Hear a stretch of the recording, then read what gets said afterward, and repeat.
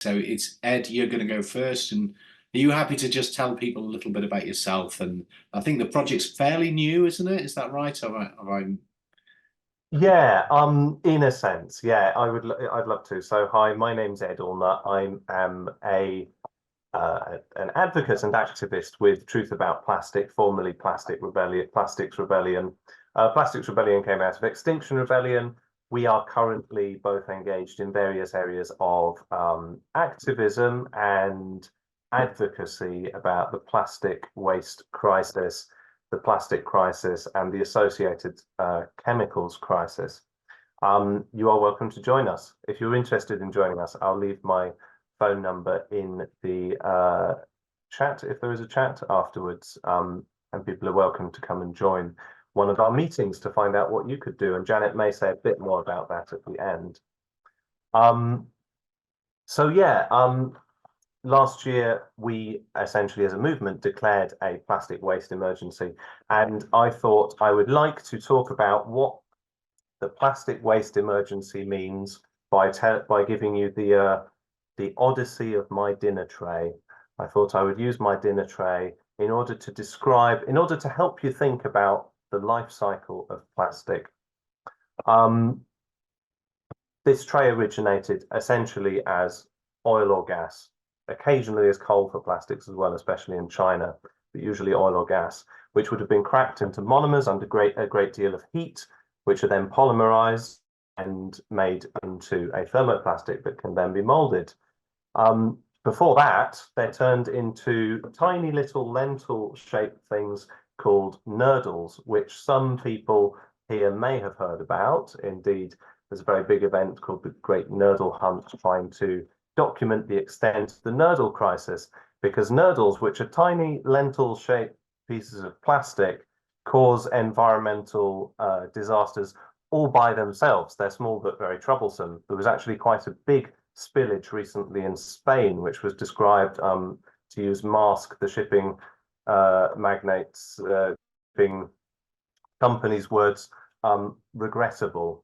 The Great Nurdle Hunt believed that we lose about 500,000 tons a year of these things into the environment.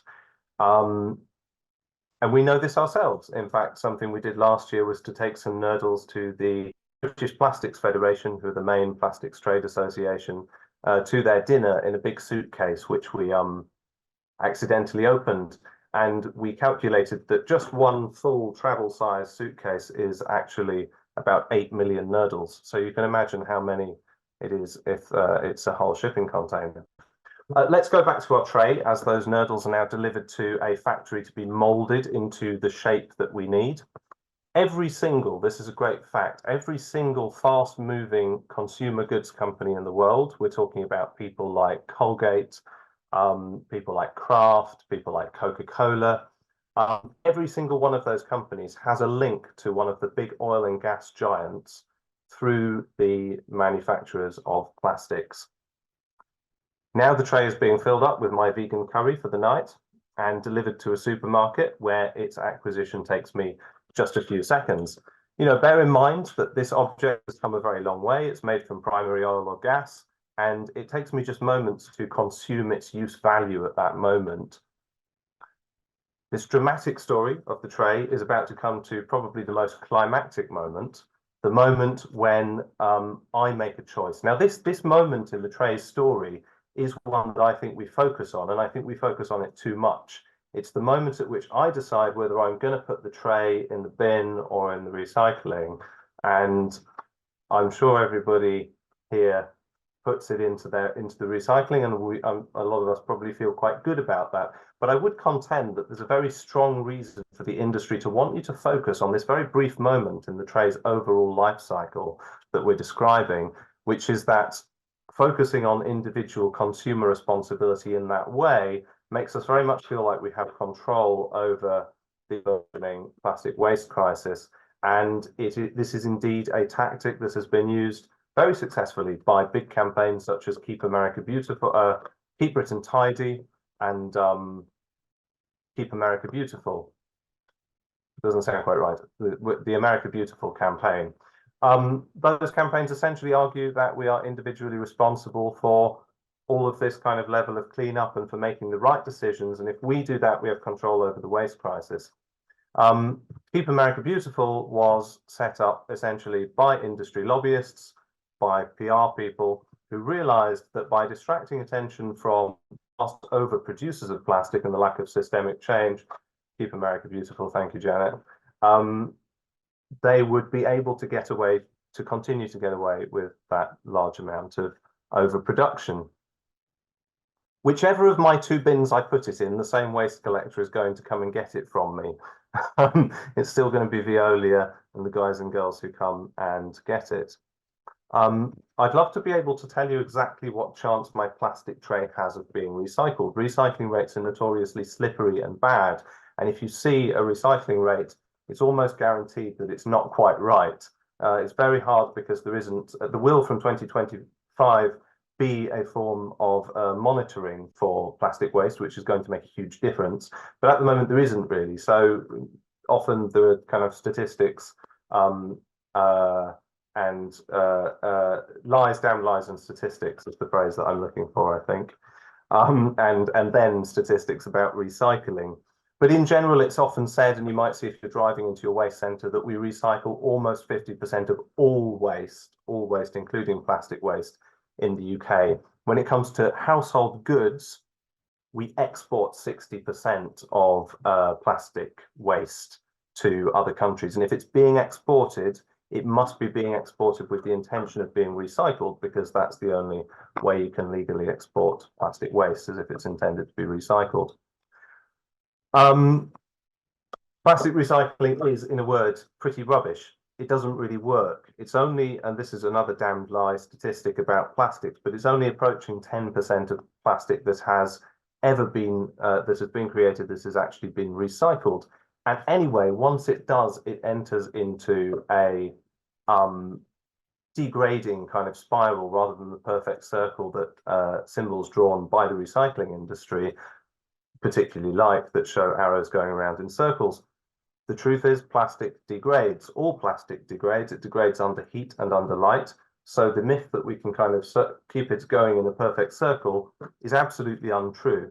There is no lossless process for recycling plastic continually, and there never will be. There may be much better ones, and indeed there's a lot of effort goes into making better ones, but there never will be.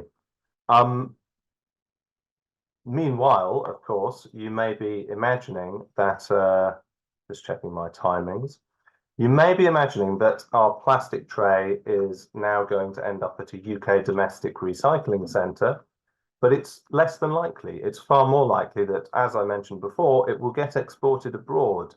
And unfortunately, a lot of plastic waste that gets exported abroad actually ends up mismanaged. A recent Greenpeace investigation found all kinds of bits and bobs you might find quite familiar, like mature cheddar packets from Tesco, like sort of bread packets and stuff like that, all dumped on the roadside near Adana in Turkey. I reckon my plastic tray might be quite happy with a holiday sunbathing in Turkey, probably more so than with being incinerated, but that of course is the other main outcome for plastic. And it is indeed very likely to be incinerated eventually. It may get recycled a couple of times, some of the material can be recuperated, but eventually it is very likely that it's going to end up being burned. And the simple reason for that is the one I mentioned, which is that plastic degrades. If we keep on making exponential amounts of it, it has to go somewhere eventually once it can't be used anymore. And unfortunately, the two places it mainly is going to go are into the environment, you know, into the sea, lost, shredded as microplastics in our soils, or into an incinerator so it can join the landfill in the sky. Those are its two possible destinations, a bit like Odysseus actually, or the Odyssey, probably deep down in the bottom of the sea, or in up in the sky, in heaven. To degrade and become part of that thin layer of plastic that we're going to leave as our as the Anthropocene's legacy. And this is basically why we say we have a waste emergency. I'm going to say as I approach the 10-minute mark, we are in the UK each individually responsible maybe some of us who are environmentally aware, it might be a bit less. We're each individually responsible for 100 kilograms of plastic waste every single year, which is to say that every year, each of us is giving birth to two 14-year-old boys worth of plastic who are going to wander around the planet like my Odysseus plastic tray, doing a huge amount of damage until we achieve some kind of systemic change that prevents that. Why? Why do we have this massive upscaling of incineration and of a use of plastics when it is so obviously bad and destructive for the planet, and when there are in fact many alternatives and much scope for researching them? Well, it is partly because they are able to be recuperated for energy through incineration. And that's probably a good point to hand over to Janet to tell you about how plastics are big oil's plan B. Thanks, Ed. That's great.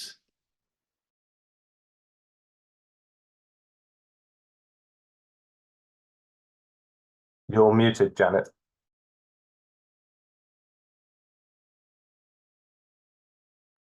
Is that better? Yes. Yeah.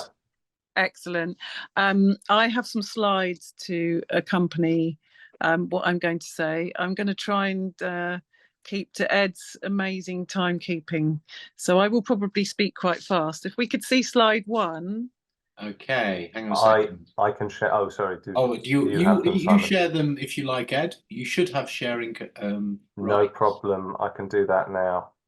That's amazing. Thank you so much. So, yeah, if we go to slide 1, the Global Plastics Treaty. Yeah, perfect. So, as Ed was saying, obviously recycling is not going to get us out of this crisis.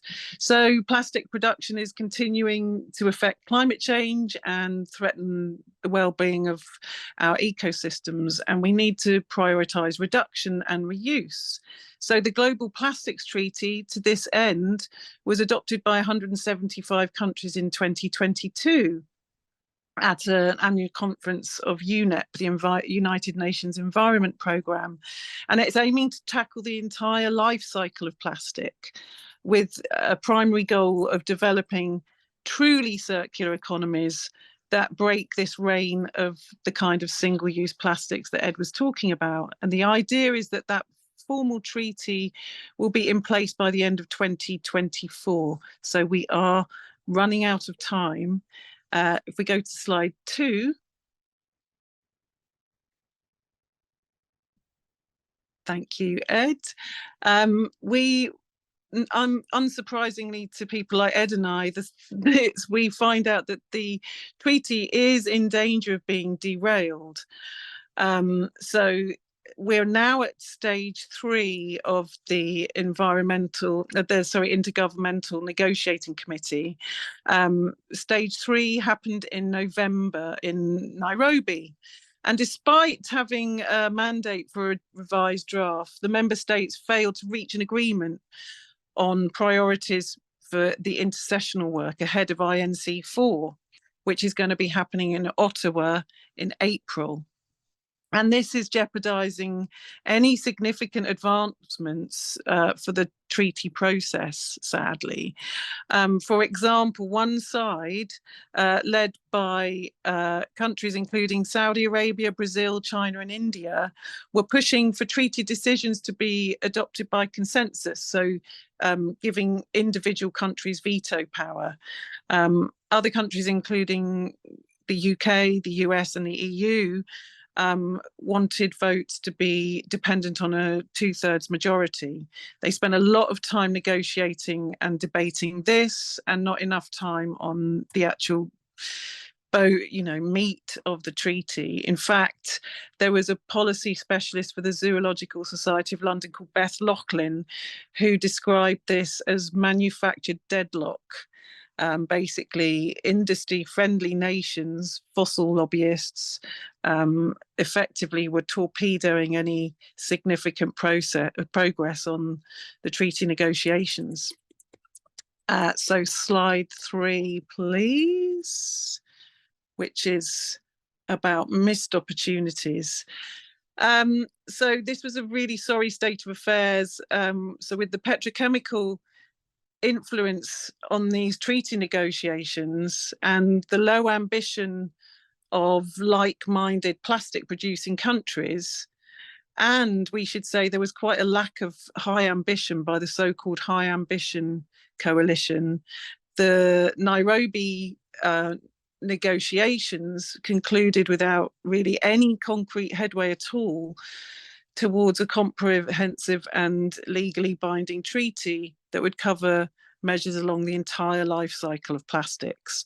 Entire life cycle is a really important term because obviously recycling is, hopefully Ed's given you an idea that this doesn't mean that plastics are circular at all. They are by design linear. So after that week of negotiations in Nairobi, the opportunity was missed to set the stage for any ambitious intersessional work on priorities like the development of targets or baselines, schedules for an overall reduction in plastic production, or any strict reporting mechanisms to inform and monitor compliance with a global reduction target. If we go to slide 4. So despite all of this disappointing outcome of the last negotiating round, some countries, particularly from small island developing states and Africa, strongly supported provisions in the treaty on addressing plastic pollution in terms of chemicals of concern, protecting human and environmental health, as well as human rights. A lot of these people were waste pickers who'd come to the treaty and were actually effectively shut out of negotiations. They were stressing the importance to recognise Indigenous people's knowledge as well, and defining a path for a just transition. Ed and I were at the second round of negotiations in Paris, actually, and we went to a press conference given by a panel from the Global South. There was me, Ed, and one other person present at that press conference. So that influence of fossil fuel and plastic producing countries definitely are overpowering the negotiations. So slide 5. This is really what we are looking for from this global plastics treaty. The last time the world came together to mitigate for an existential crisis successfully, I'm saying successfully because obviously you might think that was happening at COP, but successfully, obviously, this was the Montreal Protocol of 1987, which was a global agreement to protect our ozone layer by phasing out the production of ozone depleting substances. And it's that kind of ambition we need at the global treaty. Actually, we can move on, Ed. Thank you. We can move on to my last slide because this is the one I've got a lot to say about. It wasn't a prompt. Thank you. Inga Anderson, who's the Under-Secretary General of the UN, and she's also the Executive Director of the United Nations Environment Programme, spoke at COP28, and she said, plastics are not a lifeboat for you, talking to the fossil fuel lobbyists, as energy systems decarbonise. So we're all aware, I'm sure, that at COP28, the ambit for phasing out oil and gas was limited simply to energy systems. It didn't recognise that plastic, which can be recuperated as energy through incineration, is the energy industry's next best hope to continue creating fossil fuel derived electricity. So plastics are indeed big oil's plan B, and plastic burned by incineration is really no better than fossil fuel. It's actually worse in terms of CO2, and it has a far more toxic legacy because of all the additives. And by 2050, if it continues this way, plastics emissions are predicted to consume up towards 13% of the carbon budget. and it's worrying to see that projections for the growth of the plastics industry show that polymer production set to triple between the years of 2019 and 2050. So when all said and done, at present, we're trying to mop up a mess, but we're not turning off the tap. Recycling is still a trope trotted out by the fossil fuel lobbies. And this is why we at Truth About Plastic are joining together with as many NGOs as we can and civil society organisations. And we're going to ask those negotiators at this next negotiating round to deliver a treaty that ensures a cap on production. We have to reduce the amount of plastic manufactured. We've got the support of Break Free from Plastic, which is a huge global organisation that we're members of, and we already have several NGOs on board. This campaign is going to be in the form of an open letter to the International Negotiating Committee. It's going to be hosted on a neutral website. So we're hoping that not just environmental organisations and NGOs will sign, but also civil society organisations that we possibly can get to sign up, because who's going to be affected if this treaty fails? We all are. So we're looking for children's charities, we're looking for Greenpeace, the Rivers Trust, and I'm just coming in on time, I hope. We need your help. We need some volunteers pretty soon to help man telephones. We have a script. We have the letter virtually ready. It's actually being looked at now by someone at the UN who's on board with us. But yeah, we are going to need some help. We need some people who can help us with phone calls. So we might be able to talk about that if someone cares to ask us a question about it at the end. Thank you. Oh, thank you. Thank you. That's excellent. So